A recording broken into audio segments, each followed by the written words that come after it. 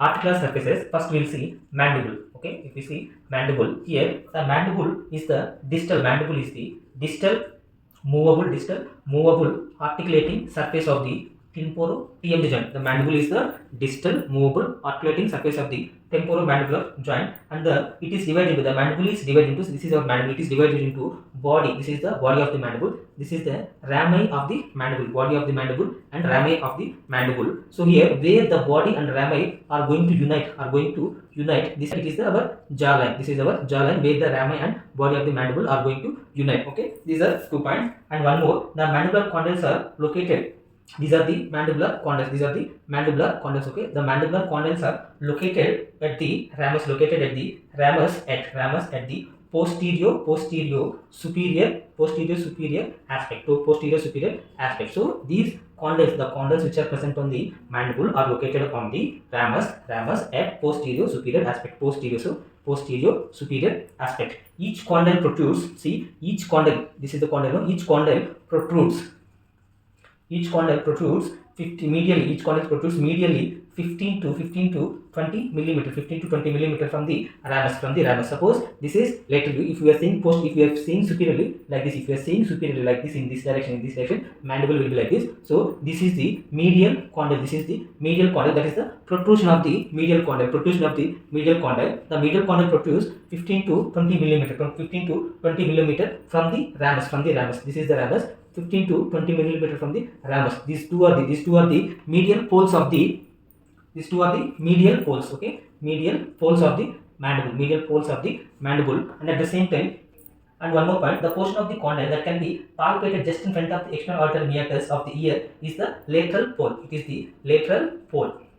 So this is the lateral pole of the mandible, So this lateral pole, suppose if we take a ear, so here, like this, patient will be like this, not patient. Okay, this is, if we take ear like this, so this is the external auditory meatus, So exactly just behind here, if we keep our finger, then if we open and close the jaw, we can feel the lateral pole of the mandible, One more, the medial pole, it is, because it is inside, it is deep in the body, we can't palpate the medial pole.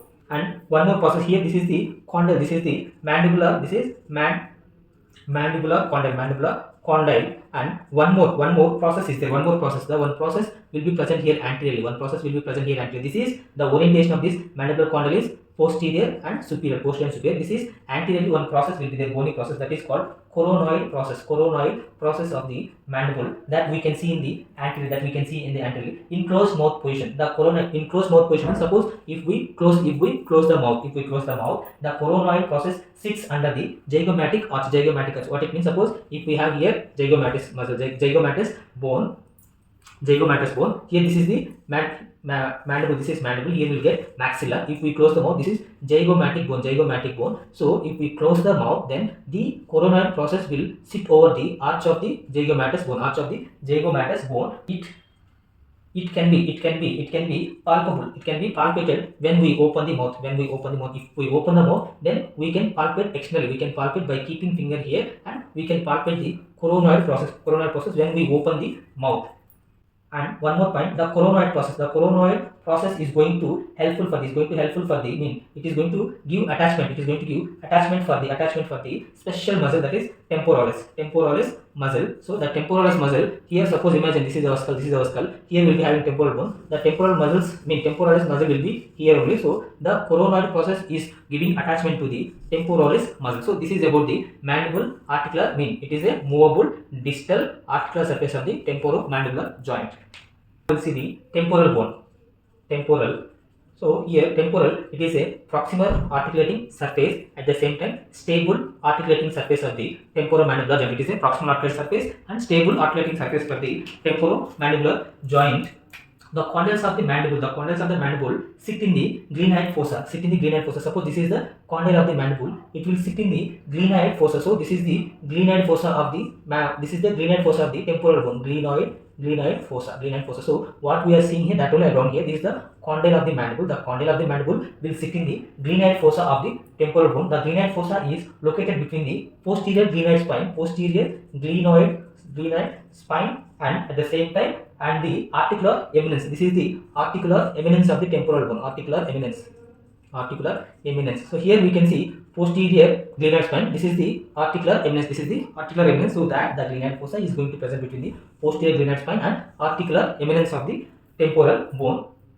The glenoid fossa on superficial inspection. The glenoid fossa, see the glenoid fossa on superficial inspection. Inspection means like examination, okay? On like examination, like touching or by seeing, like examination. On superficial examination, the glenoid fossa on superficial examination looks like a articular surface for the articular surface for the temporomandibular joint. See, it is very nice point. We will see. Okay, one more point I'll tell, then we will see importance of this. So, if we see in closer inspection, if we see in closer assessment or examination, the bone which is present here, glenoid fossa, the bone which is present here, glenoid fossa, it is not at all suitable for the articulation. It is not at all suitable for the articulation. That's what here the point is. If you observe superficially, like by seeing, like simply if we see, we'll feel like the head of the condyle is articulating with the glenoid fossa, but really it's not happening. If we see closer, like in depth, the assessment or examination, if we see, then we will understand the portion what we are seeing, this glenoid fossa, it is, that portion is not having the proper structure, or maybe it is not that suitable for the articulation with the condyle of the mandible. That's what here the point is. So here, if we see articular eminence, this is a crazy point in TMJ joint. Okay, if we see this articular eminence, the articular eminence is having the more trabecular